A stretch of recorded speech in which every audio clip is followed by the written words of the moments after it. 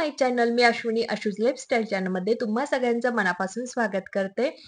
जे काही कपडे सुकलेले होते ना, ते लगेच काढून आणले आणि सध्या तर ऊन खूप आहे. त्यामुळे 1 तास भरपूर होऊन जातं कपडे सुकण्यासाठी आणि मशीनमध्ये कपडे सुकून जेव्हा ड्राय करून घेतले आणि वाळत जर टाकले ना, तर लगेच सुकून जातात. आणि मग चला कपडे सुकले होते म्हणून म्हटलं लगेच त्याच्या घड्या घालून ठेवाव्या. कारण मग एकदा जर साचवायला लागलं, की खूप मोठा ढिगारा होतो आणि मग कंटाळा येतो कपड्यांच्या घड्या घालण्याचा. तुम्हाला माहीतच आहे मला कपड्यांचा घड्या घालण्याचा जो काही कंटाळा आहे ना, तर तो खूपच आहे. आणि सध्या जसा उन्हाळा लागलेला आहे, तेव्हापासनं कपडे सुकले की लगेच मी घड्या घालते आणि ठेवून देते. सध्या तर खरंच साचले नाही. तेव्हा आपण कपड्यांच्या जेव्हा घड्या घालतो, तेव्हा आपण झटकून घडी घालत असतो. तर त्यातली अशी बारीक धूळ आहे ना, ही जमिनीवर पडते म्हणजे फरशीवर आणि ती आपल्या पायाला नकळत जाणवते. त्यामुळे मी जेव्हा कधी कपड्यांच्या घड्या करते, तर त्यानंतर मी झाडू मारते. छान अशी सगळी घरं झाडून घेतली आणि पुसायला लागली. आणि ही वेळ जी काय आहे ना, संध्याकाळी 5च्या दरम्यान मी ही घरं पुसते आणि इतक्या उशिरा का पुसते, तर त्याचं असं कारण आहे, कारण उद्या सकाळी आम्हाला 7च्या दरम्यान आम्हाला गावाला निघायचं आहे. 3-4 दिवसांसाठी आम्ही चाललेलो आहोत. कुठे कोणत्या गावाला किंवा कशासाठी चाललेलो आहोत, तर ते मी तुम्हाला नेक्स्ट व्हिडिओमध्ये नक्की शेअर करणार आहे. कारण यांनी ती गोष्ट मान्य केली आणि त्यामुळे यांच्यामुळे ते जाता येतंय आणि ते स्वतः हो म्हटले, तर याचा आनंद मला खूप आहे. कोणती जबरदस्ती किंवा आम्ही त्यांना फोर्स वगैरे काहीच केला नाही. ते स्वतः हो म्हटले, की आपण जाऊयात. तर त्या गोष्टीमुळे मी खूप हॅपी आहे. मागच्या एका माझ्या व्हिडिओमध्ये मी बोलले होते, की मी गुरुवारी फरची पुसत नाही, तर बुधवारी झोपताना मी फरची पुसून ठेवते. कारण मला गुरुवारी मग छान अजून फ्रेश वाटतं म्हणून आणि दररोज मला फरची पुसण्याची सवय लागलेली आहे आणि मग एखाद दिवशी जर पुसली नाही, की कुठेतरी असं वाटतं, की खरंच घरामध्ये पूर्ण क्लिनिंग ही झाली नाही. त्यामुळे झोपताना छान अशी फरची पुसते. तर ती अशी कमेंट होती, की गुरुवारी का फरची पुसायची नाही? तर गुरुवार हा भगवान विष्णूंचा दिवस आहे किंवा त्यांना तो समर्पित असा दिवस आहे. भगवान विष्णू आणि माता लक्ष्मीची या दिवशी पूजा केल्यामुळे आपल्या सगळ्यांच्या ज्या काही समस्या असतात, तर त्या दूर होतात. त्याचबरोबर या दिवशी जर अशा काही गोष्टी असतात, केस धुणं, फरची पुसणं, त्याचबरोबर नखं कापणं, तर ह्या ज्या काही गोष्टी असतात ना, तर त्या ह्या वर्ज्य मानल्या जातात. तर ही जर कामं आपण ह्या दिवशी केली, तर मग देवी लक्ष्मी माता आणि गुरुग्रह जो काही आहे, तर ते नाराज होतात. आणि मग आपल्या आयुष्यामध्ये वेगवेगळ्या समस्या उद्भवतात. कळत-नकळत त्या घडतात आणि आपणही त्या काहीतरी चुका केलेल्या असतात आणि त्याचबरोबर आपल्याला जितके नियम पाळता येतील तितके पाळावे. जेवढे शक्य नाहीये तर ते सोडून द्यावेत. पण जेवढं आपल्याला पाळता येतं किंवा ज्या गोष्टी आपल्याला माहिती आहे की गुरुवारी नाही कापायची नखं किंवा नाही पुसायची फरची, तर नाही पुसायची 1 दिवस. आदल्या दिवशी पुसून घ्यायची. काही हरकत नाही किंवा मग केस वगैरे धुणं, तर 1 दिवस टाळावं. जितकं आपल्याला पाळता येईल तितके नियम खरंच पाळले गेले पाहिजेत. ज्याप्रमाणे गुरूचा प्रभाव आपल्या शरीरावर कायम राहतो, त्याप्रमाणे घरावर सुद्धा गुरूंचा प्रभाव तितकाच खोल असतो. वास्तूनुसार घराच्या उत्तर-पूर्व कोपऱ्याचा स्वामी गुरु आहे. ईशान्य ही धर्म आणि शिक्षणाची दिशा आहे. त्यामुळे या दिवशी फरची पुसल्याने घराचा ईशान्य कोपरा कमजोर होतो. कुटुंबातील सदस्यांची मुले, पुत्र, शिक्षण, धर्म यांच्यावर यांच्यावर गुरूचा शुभ प्रभाव कमी होतो. त्यामुळे शक्यतो गुरुवारी फरची पुसायचीच नाही. जे काही गुरुबळ आहे ते आपलं कमजोर होतं किंवा आपल्याला त्यामुळे भरपूर काही अडचणी येऊ शकतात. तर याच कारणामुळे गुरुवारी खरंच फरची पुसायची नसते. कशाला आपलं गुरुबळ आपण कमजोर करून घ्यायचं. तर त्यामुळे जर तुम्हाला माझ्यासारखी जर दररोज फरची पुसण्याची जर सवय असेल, तर तुम्ही बुधवारी नक्की झोपण्याच्या पूर्वी छान फरची पुसून ठेवायची. दुसऱ्या दिवशी खरंच फ्रेशही वाटतं आणि वाटतही नाही, की आज आपण फरची पुसली नाहीये असं. आणि त्याचबरोबर जेव्हा आपण फरची पुसतो, तर त्यामध्ये जे काही खडे मीठ असतं, जाड मीठ म्हणतो आपण त्याला, तर ते त्या पाण्यामध्ये टाकायचं. त्याचबरोबर गोमूत्र वगैरे असेल, तर ते सुद्धा टाकायचं आणि आपलं लिक्विड जे काही असतं ते तर वापरतोच. पण त्यामध्ये खडे मीठ आणि गोमूत्र ह्या 2 गोष्टी ॲड करायच्या. जी काही आपली घरातली निगेटिव्हिटी असते, तर ती दूर होण्यास खरंच खूप मदत होते. तर मी आज वरण-भात बनवलेला आहे आणि आम्ही ह्या आठवड्यात भाजीपाला आणला नाही. कारण हा आठवडा आमचा पूर्ण फिरण्यामध्येच जाणार आहे. त्यामुळे आम्ही अजिबात भाजीपाला नाही आणला. म्हटलं 3 दिवस फक्त सोमवार आणि मंगळवार तर काहीतरी भाजी वगैरे बनवून घेऊयात, डाळी-साळी वगैरे आणि धकून जातील हे 2 दिवस. कारण भाजीपाला आणून ठेवायचा आणि मग नसलं तर उगाच तो खराब पण होऊन जाणार. मग छान फ्रिज पण मोकळं वगैरे करून ठेवलं.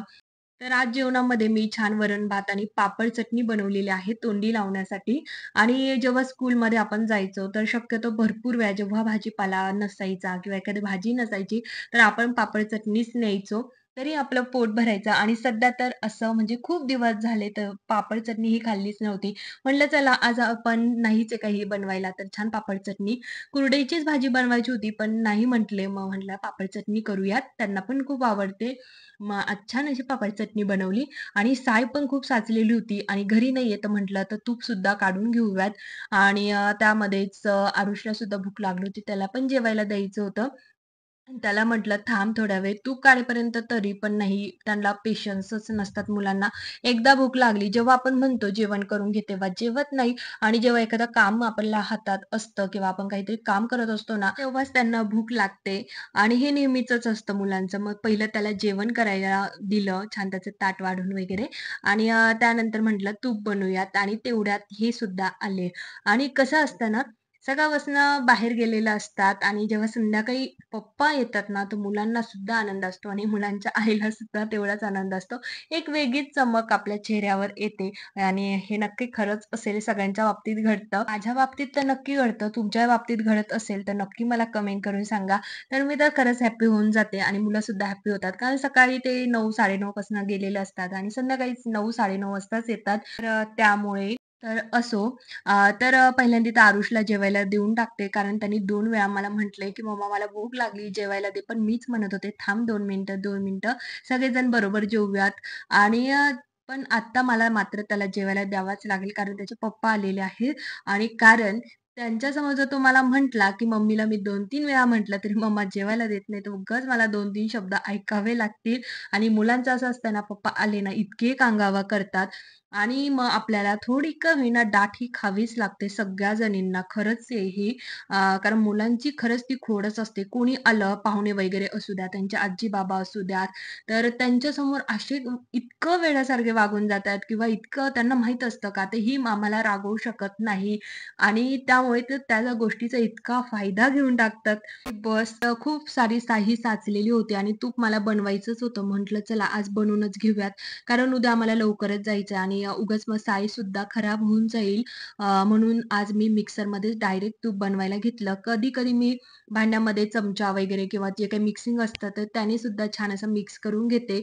त्याने सुद्धा छान असा लोण्याचा गोळा बाजूला होतो आणि जे काही पाणी वगैरे असतं ते बाजूला होऊन जातं. ते पण एक सोपी पद्धत आहे आणि दुसरी म्हणजे मिक्सर. मिक्सरने तर पटकनच गोळा तयार होतो. छान थंड पाणी यूज करायचं, पटकन गोळा तयार होतो. तर मग मी आता छान ते मिक्सरमधनं बारीक म्हणजे मिक्सिंग करून घेतलं आणि छान लोणी बाजूला झालं आणि जे काही पाणी होतं ना, तर ते बाजूला होऊन गेलं आणि आता छान 4-5 पाण्याने मी ते स्वच्छ धुणार आहे, म्हणजे तुपाला कोणताही असा वास लागत नाही. नाहीतर मग एक वेगळी स्मेल त्या तुपाला लागते. त्यामुळे मस्त 4-5 पाण्याने मी म्हणजे 5-6 पाण्यानेच धुते. छान स्वच्छ धुवून घेते. जोपर्यंत असं छान नितळ पाणी एक दिसत नाही ना तोपर्यंत. तर इथं छान लोणी बाजूला आणि जे काही पाणी होतं तर ते छान बाजूला झालं आणि आता असं मस्त असं तूप बनवते. आणि कसं असतं घरगुती जे काही तूप आपण बनवतो ना, तर ते एक बनवण्याचा आनंद सुद्धा वेगळा असतो. आपल्याला येतं तो एक आनंद वेगळा आणि आपण स्वतः बनवलेलं आहे त्यामुळे तो खाण्याचा सुद्धा एक आनंदच वेगळा असतो. तर छान आता इथे तूप मी बनवून घेते आणि 4-5 पाण्याने हे तूप जे काही लोणी असतं ते स्वच्छ धुवायचं म्हणजे वास हा लागत नाही. ही गोष्ट नेहमी लक्षात ठेवायची. नाहीतर काही जण म्हणतात, "मी तूप बनवते, पण त्याला खूप वास येतो." तर तेच कारण आहे जेव्हा आपण लोणी असतं ते स्वच्छ धुवूनच घेतलं गेलं पाहिजे आणि खूप दिवस सायही साचवायची नाही. लगेच म्हणजे 8-1 दिवसामध्ये आपलं तूप हे कढवलंच गेलं पाहिजे. त्यामुळे मग त्याला कोणत्याच प्रकारचा स्मेल वगैरे लागत नाही. नाहीतर मग साय खराब होऊन जाते आणि मग एक वेगळाच वास येतो. आणि त्याचबरोबर बघा मग असं असतं मस्त वरण केलेलं आहे. वरण-भात. वरण हे आम्हाला खूप आवडतं. दररोजही वरण-भात बनवला तरी आम्ही कधीच असं बोर वगैरे होत नाही. फक्त वेगवेगळी भाजी मात्र तोंडी लावायला पाहिजे तरीही चालून जातं आणि आवडतं. आम्ही सगळेजण छान आवडीने खातो. तर छान असं इथं तूप कढून वगैरे झालं. जेवण होईपर्यंत तूप छान रेडी सुद्धा होतं. भांडे वगैरे सगळे छान घासून वगैरे घेतले आणि तूप जे काही असतं ना, ते लगेच दुसऱ्या भांड्यामध्ये असं गाळून घ्यायचं डबा वगैरे जे आपणला स्टोअर वगैरे करायचं असेल त्यामध्ये आणि गरम-गरमच लगेच गाळून घ्यायचं. नाहीतर ते थिजून जातं आणि पुन्हा मग गरम करावं लागतं. तर त्यापेक्षा आपण लगेच त्याला छान असं गाळून ठेवायचं. तर छान सुंदर असं माझं तूप इथे रेडी आहे आणि जे काही तुपाची भांडी आहे ना, तर ती सुद्धा मी लगेच घासून घेते. कारण नंतर म्हटलं, की नंतर ती राहूनच जातात. उद्या आम्हाला सकाळी-सकाळी लवकर सुद्धा निघायचं आहे आणि अजून माझी बॅग सुद्धा पॅक झालेली नाही. तर बॅग सुद्धा पॅकिंग करायची आहे. तर इथे छान माझं असं तूप रेडी आहे आणि घरातली जी काही सगळी कामं होती ना, तर ती सुद्धा सगळी आवरून झाली आणि कुठे बाहेर जायचं म्हटलं, तर सगळं आवरून घ्यावं लागतं. झाडांना पाणी असो किंवा घरामध्ये काही क्लीनिंग, कपडे वगैरे धुवायचे असले, तर ते सगळंच आवरावं लागतं. तर आजचा दिवस माझा जो काही होता ना, तो पूर्ण सगळा आवरण्यामध्येच गेला. कारण 8 दिवस नाहीये आणि आपण दररोज जेव्हा घरात असतो ना, तर तेव्हा कसं असतं, "काही नाही, आपण आता दुपारी करूयात किंवा उद्या करूयात," असं आपण ढकलू शकतो. पण बाहेर जायचं असल्यानंतर सगळंच आवरून जावं लागतं. तर बघा असा माझा आजचा हा छोटासा व्हिडिओ होता. तो तुम्ही स्किप न करता नक्कीच पूर्ण बघितला असेल आणि आवडला तर नक्की लाईक करा, शेअर करा, सबस्क्राईब करा, कमेंट्स करा. पुन्हा भेटूया नवीन व्हिडिओसोबत. तोपर्यंत बाय बाय. Good night.